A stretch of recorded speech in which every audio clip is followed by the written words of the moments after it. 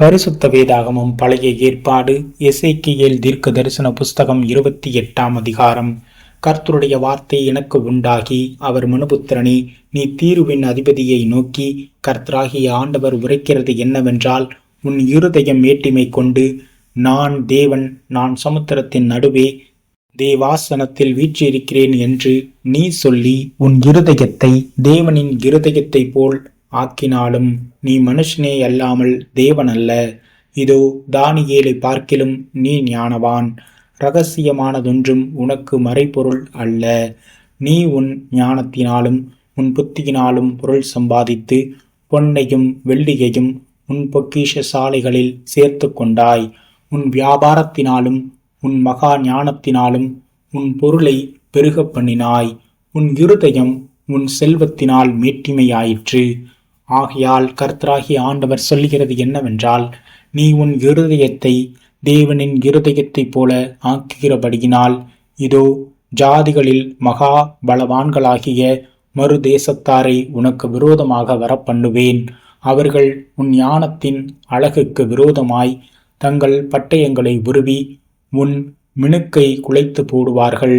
உன்னை குழியிலே விழத் தள்ளுவார்கள். நீ சமுத்திரங்களின் நடுவே கொலையுண்டு சாகிறவர்களைப் போல் சாவாய். உன்னை கொல்லுகிறவனுக்கு முன்பாக நான் தேவனென்று நீ சொல்வாயோ? உன்னை குத்தி போடுகிறவன் கைக்கு நீ மனுஷனே அல்லாமல் தேவன் அல்லவே. மறுதேசத்தாரின் கையினால் நீ விருத்த சேதனமில்லாதவர்கள் சாவது போல் சாவாய்.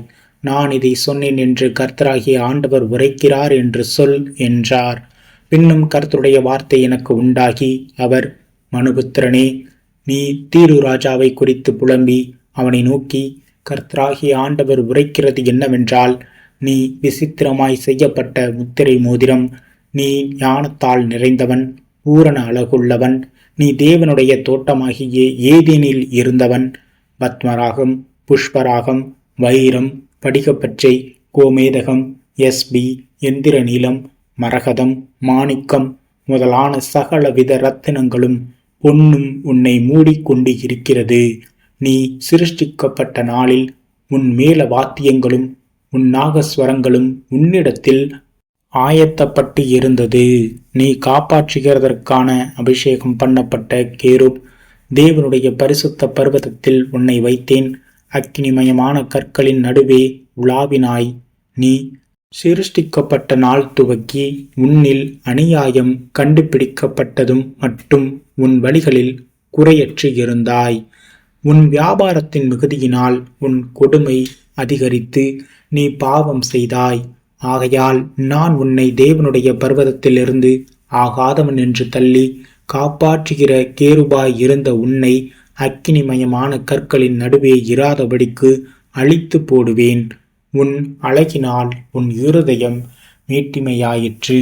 உன் மினுக்கினால் உன் ஞானத்தை கெடுத்தாய். உன்னை தரையிலே தள்ளி போடுவேன். ராஜாக்கள் உன்னை பார்க்கும்படி உன்னை அவர்களுக்கு முன்பாக வேடிக்கையாக்குவேன். உன் அக்கிரமங்களின் ஏராளத்தினாலும் உன் வியாபாரத்தின் அநீதியினாலும் உன் பரிசுத்த ஸ்தலங்களை பரிசுத்த குலைச்சலாக்கினாய்.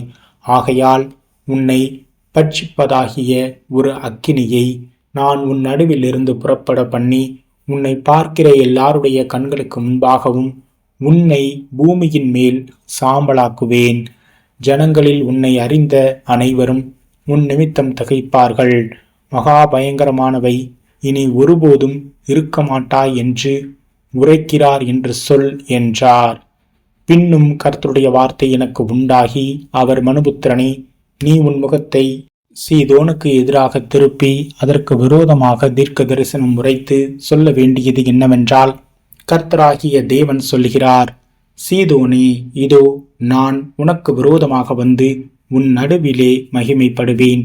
நான் அதிலே நியாய தீர்ப்புகளை செய்து அதிலே பரிசுத்தர் என்று விளங்கும்போது நான் கர்த்தர் என்று அறிந்து கொள்வார்கள். நான் அதிலே கொள்ளை நோயையும் அதன் வீதிகளில் இரத்தத்தையும் வரப்பண்ணுவேன். அதற்கு விரோதமாய் சுற்றிலும் வந்த பட்டயத்தினால் காயம்பட்டவர்கள் அதன் நடுவிலே வெட்டுண்டு விழுவார்கள். அப்பொழுது நான் கர்த்தர் என்று அறிந்து கொள்வார்கள்.